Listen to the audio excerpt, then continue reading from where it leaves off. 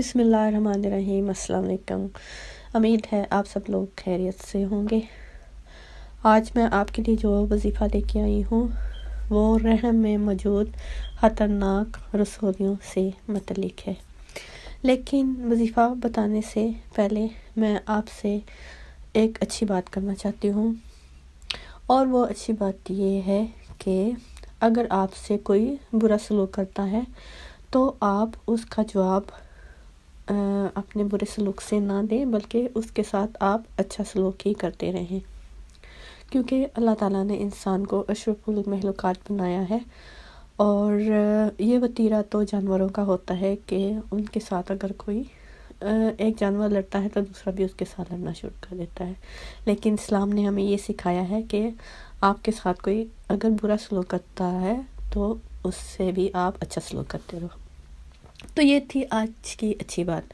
تو اب چلیے وظیفہ کی طرف چلتے ہیں کہ آپ کو کیا کرنا ہے۔ اگر کسی کے یوٹرس میں جو ہے وہ رسولی پیدا ہو گئی ہے اور ڈاکٹروں نے آپریشن بتا دیا ہے، تو آپریشن کروانے سے پہلے یہ اگر آپ وظیفہ کر لیں تو انشاءاللہ آپ کی رسولی جو ہے وہ آپریشن کے بغیر ہی ختم ہو جائے گی۔ تو یہ وظیفہ کیسے کرنا ہے؟ آپ نے ہر فرض نماز کے بعد شہادت والی انگلی ناک میں رکھ کر سانس روک کر 11 بار المالک القدوس السلام یہ پڑھنا ہے، اور کچھ ہی عرصے میں انشاءاللہ جو ہے آپ کی رسولیاں جو ہیں وہ ختم ہو جائیں گی۔ آپ یہ ضرور عمل کریں، انشاءاللہ آپ کو اس سے جو ہے وہ فائدہ ہوگا۔